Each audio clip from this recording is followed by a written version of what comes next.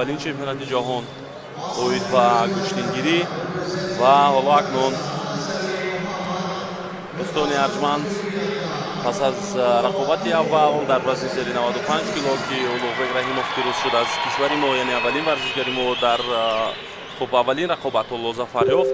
رقابت دیگر شروع می شود بین ورزشکاری ما کرامت الله حکیموف و ورزشکار از افغانستان فرید نظری محمد. ورزشکاری ما با خیلت سبز است، رقیبی و لباسهای سفید دارد و ادامه می‌یابد. رقابت بسیار چالوک به نظر می‌رسند هر دو هم و ورزشکاران افغانستانی نیز خیلی آشنایی با گوشتین ملی تاجیکی دارند، به خاطری که مخصوصا در منطقه آسیای مرکزی این نمودی ورزش تا جای خیلی معروف است و همیشه در جشن‌ها در مسابقه‌های گوناگون البته که پهلوانان گوشتینگیری میکنند. حالا آگاهی داده میشود برای فرید نظری محمد.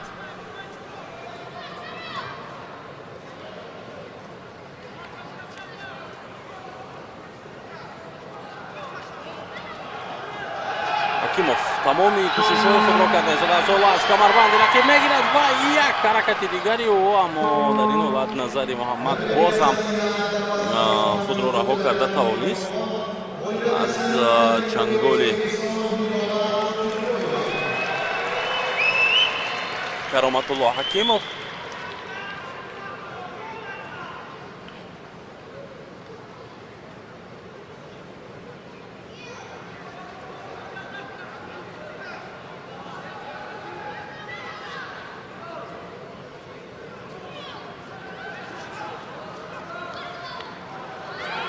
و یک حرکت خوبی دیگری کرامت الله، اما تا آخر او نتوانست خوب اینجا رقیب رو به زمین افشاند. به این خاطر بازم امتیازی به دست نمیآورد. اگر میشد پس کمی امتیازی بدن بود برای کرامت الله حکیموف. ولی دوباره اکنون به پا میشوند و از مرکزی میدان آغاز میکنند رقابت رو. یک کوشش خوبی محمد فرید رو هم میبینیم، اما پهلوانی ما در آخر رقیب را از پا افشاند و امتیازی بدن میگیرد. حالا کرامت الله حکیموف این خوب است، البته یک قدم به پیش گذاشت پهلوانی تاجیک پس از اولوغبک رحیموف.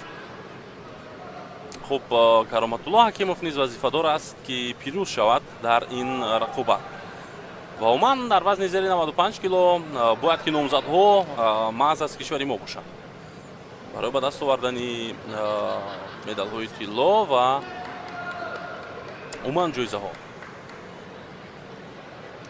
تنبه برای نظری محمد فرید.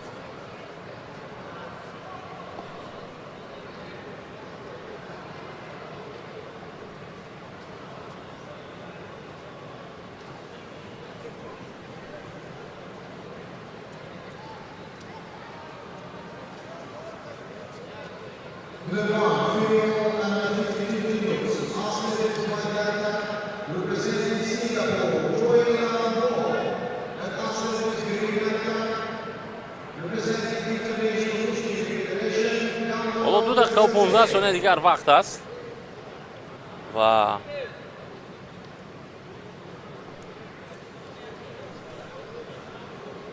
دوبار با پهلوانان اشاره میکنند که لباسهای خود را درست کنند.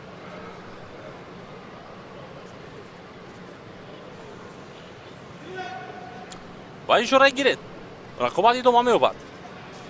برای پهلوانی افغانستانی عموما یگان شانسی دیگر نیست و یگانه راه برای او خب یا به تخت‌پوش زدنی کرامت الله حکیموف است که ما البته این چیز رو نمیخواهیم و اینکه عموما برتری پیدا کردن نسبت به ورزشکاری ماست. در صورت غیر این همه چیز الله بر ضد او است و کرامت الله حکیموف پیش صف هم هست.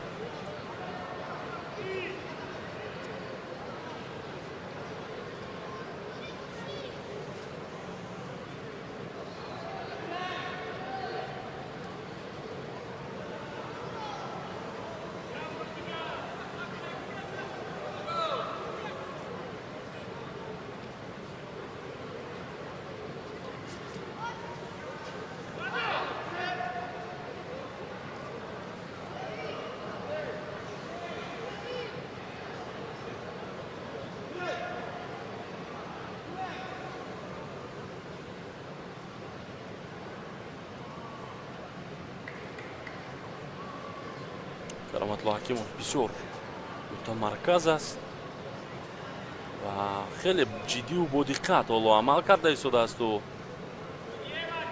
махсусан ҳаракатҳои пои рақибро кӯшиш мекунад ки пеш аз ҳама контрол намояд, ба хотире ки дар як фурсати кӯтоҳ назари Муҳаммадфарид ҳатман шонс пайдо хоҳад кард.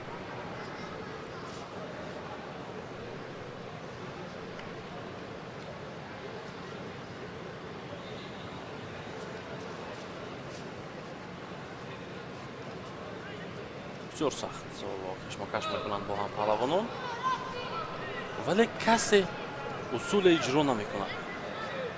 ҳадақал мо интизорем ки Караматулло Ҳакимов дар ҳамин 20 сонияи охир як дафъа сари зону менишинад. албатта барои ӯ мушкил аст ин корро кардан, ба хотире ки Фарид пеш аз ҳама мегурезад, фирор мекунад дар чунин вазъиятҳо. сониҳои ба шумор ва гузаштани вақт ба фоидаи албатта ки Караматулло Ҳакимов аст. ва ҳамин дар тамом дар ин рақобат ҳоло Караматулло Ҳакимов паҳлавони дигари мо дар вазни зери 95 кило пирӯз мешавад ва ба марҳилаи баъдӣ мегузарад. ин ғалабаро ҳам мо табрик мегӯем. ин аллакай пирӯзии дуюмин варзишгари мост дар оғози рӯз, дар оғози рақобатҳо ва ин дастоварди то ҷои хубам ҳаст. муборак бошад пирӯзӣ дар чемпионати ҷаҳон. интизор мешавем рақобати дигарро. пеш аз он бошад мо лаҳзаҳои хуб такрориро аз ҷараёни рақобати назари Муҳаммадфарид ва Караматулло Ҳакимов.